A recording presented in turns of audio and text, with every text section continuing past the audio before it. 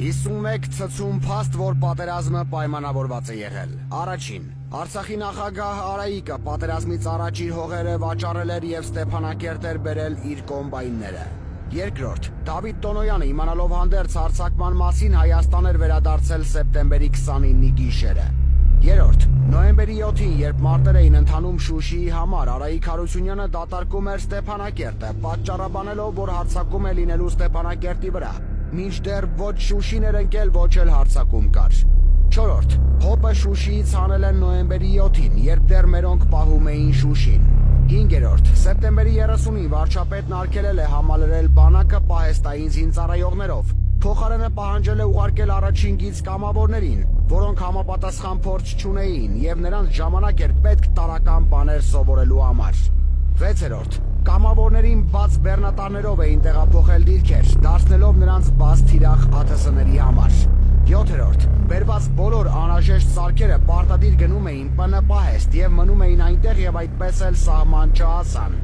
8-րդ. Դասալիկ հրամանատարների նկատմամբ ոչ մի քննություն չի կատարվում։ 9-րդ. 500 զրահատեխնիկա նվիրվեց թուրքերին ու դեռ պարզաբանում չկա, թե ինչպես կարող էր անվնաս այդ քանակի զրահամեքենա մնալ թշնամուն։ 10-րդ. Նահանջելուց զինապահեսները չէին պայթեցվել եւ թողել էին թշնամուն։ 11-րդ. Նահանջի ժամանակ բոլոր կամուրջները թողել էին անվնաս ադրբեջանական զորքերի անխափան առաջխաղացման համար։ 12-րդ. Թիկունքում եւ ճակատում հայտնաբերված բոլոր լրտեսներն ունեին հայկական անձնագրեր, որը ենթադրում էր, որ դրանք բաժանվել են Հայաստանի Հանրապետության տարածքում ու դեռ առ այսօր ոչ մի պատասխանատու չկա։ 13-րդ. Արայիկին զեկուցվել է, որ կիրակի օրը սեպտեմբերի 27-ին հարձակվելու են Արցախի վրա, ինչին նա պատասխանել է, որ երկուշաբթի կգաս կխոսենք։ 14-րդ. Օգոստոսին, երբ Թուրքիան եւ Ադրբեջանը միասին զորավարժություններ էին անում, եւ ինչպես խոստովանեց վարչապետը, որ իրենք տեղյակ են եղել սպասվող պատերազմի մասին,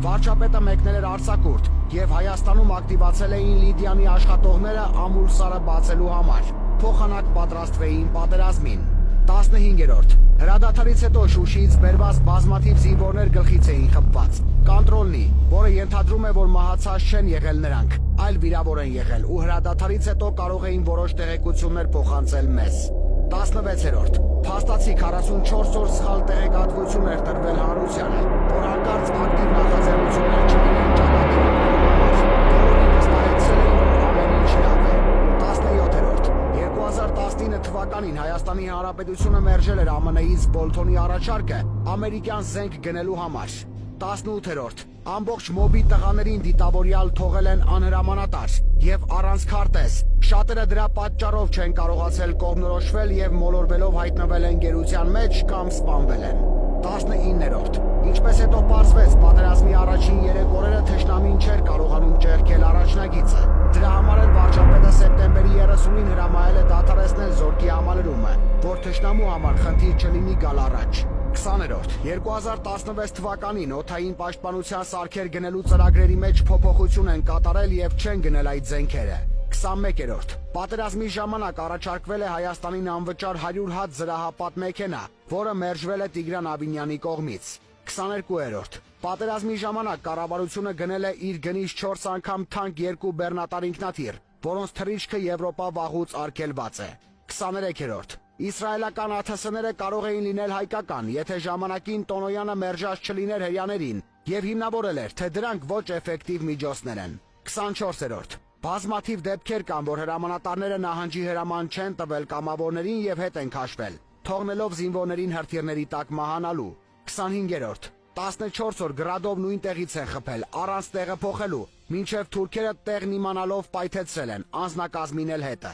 26-րդ. Զոհերի մեծ մասը եղել է զրահաբաճկոն եւ սաղավարտ չունենալու պատճառով, մինչդեռ պաշտպանության նախարարության պահեսներից այդպես էլ դրանք ճակատ չհասան։ 27-րդ. Վերջին 2 տարում 95%-ով ավելացել է ՊՆ գրասենյակային աշխատողները, դրա դիմաց կրճատվել է ակտիվ բանակի մասը։ 28-րդ. Ռուսաստանից ներկրված հակատանկային միջոցները պատրոն Դավիթի ձեռքով այն Ուկրաինայի միջոցով վաճառվել է Ադրբեջանին։ 29-րդ. Միայն Մոսկվայի եկեղեցու միջոցով Հայաստան է ուղարկվել 10,000 զրահաբաճկոն, որն այդպես էլ չհասավ ճակատ։ 30-րդ.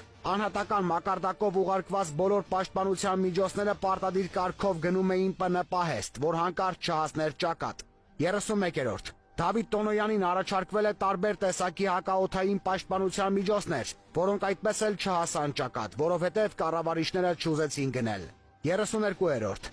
Իմանալով հանդերձ պատերազմի սկսելու մասին հոբ համակարգերը չեն տեղափոխվել, մնացել են նույն տեղերում որպես կայուն թիրախ։ 33-րդ. Քարինտակ գյուղը թուրքերը չեն գրավել, թշնամուն է տրվել Նիկոլի հրամանով, այն էլ այն ժամանակ, երբ Քարինտակի պահապանները չեն հանձնել դիրքերը, նրանց պարտադրել են հանձնել, զենք եւ զինամթերք չտալով կռվելու համար։ 34-րդ. Շուշին թուրքը չի գրավել, այն հանձնել են Նիկոլի ստորագրելուց 1 օր հետո։ 35-րդ. Արցախի ղեկավարները խաբում էին, թե Շուշին ընկել է, հող էին նախապատրաստում Նիկոլին ստորագրելու համար, մինչդեռ տղաները կոտորում էին թուրքերին Շուշիում։ 36-րդ. Հադրութը հանձնվել է առանց կռվի, զուտ հրամանով։ 37-րդ. Կուբատլուն հանձնվել է առանց կռվի, զուտ հրամանով։ 38-րդ. Վարչապետի կինը ազատ ելքում մուտք է ունեցել ռազմական գլխավոր շտաբ։ 39-րդ. Դավիթ Տոնոյանի հետ վեճի հաջորդ օրը ՊԲ հրամանատար Ջալալ Հարությունյանի նկատմամբ կատարվեց մահափորձ։ 40-րդ. Վիրավոր ՊԲ հրամանատարին փոխարինող նշանակելու փոխարեն նրան հեռացրեցին զբաղեցրած պաշտոնից։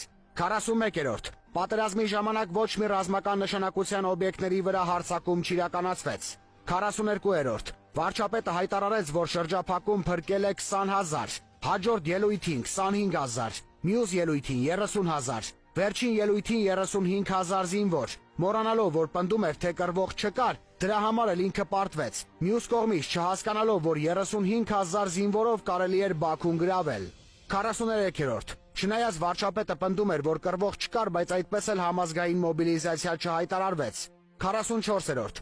Պատերազմից առաջ ՀՀՊՆ-ն 30 միլիոն դոլարի անպետք եւ ժամկետած զենքեր է առել, որոնք այդպես էլ պետք չեկան պատերազմի ժամանակ։ 45-րդ. Պատերազմից առաջ 120 միլիոն դոլարի Su-30 ինքնաթիռ են գնել, որը նույնիսկ հրթիռ չի ունեցել կրակելու համար։ Իսկ այն գնդապետը, որը քննադատել է գործարքը, նրա վրա շինծուկ հրեական գործ են հարուցել եւ կալանավորել։ 46-րդ. ՊՆ պատրոն Դավիթի միջոցով Ռուսաստանից գնաց Կալաշնիկով ավտոմատի 10 միլիոն հատ փամփուշտ է վաճառել Թուրքիային, որը հետո պիտի կրակեր մեզ վրա, ինչպես նաև հակատանկային այն միջոցները, որոնք նույնպես պատրոն Դավիթի միջոցով վաճառվել էին Ադրբեջանին։ 47-րդ. Պատերազմի ժամանակ, երբ արդեն պարզ էր մեր բանակի հագեցվածության բացերը, Հայաստանի Հանրապետության բյուջեն պլանավորողները փոխանակ վերանայեին գիտական եւ ռազմական ոլորտների ծախսերը, ավելացրել էին 21%-ով իրենց պարգևավճարները։ 48-րդ. Պատերազմի ժամանակ կառավարությունը շարունակում էր ինքնապարգևատրումը։ 49-րդ. Համահայկական հիմնադրամի փողերի մի մասը, որը պիտի գնար համահայկական խնդիրների լուծմանը, պետությունը վերցրեց իրեն։ 50-րդ. Կապիտուլյացիայի հայտարարության մեջ հստակ նշված էր հայկական տարածքների հանձնելու ժամկետները, բայց գերիների փոխանակման կամ հանձնման մասին ոչինչ չկար, եւ գերիների վիճակն առ այսօր օրակարգում չի։ 51-րդ. Տեղահանվածները չունեին պետական ոչ մի հոգացություն եւ օժանդակություն, ոչ մի սոցիալական աջակցություն։ Գրել է Էդգար Համբարձումյանը Facebook-յան իր էջում։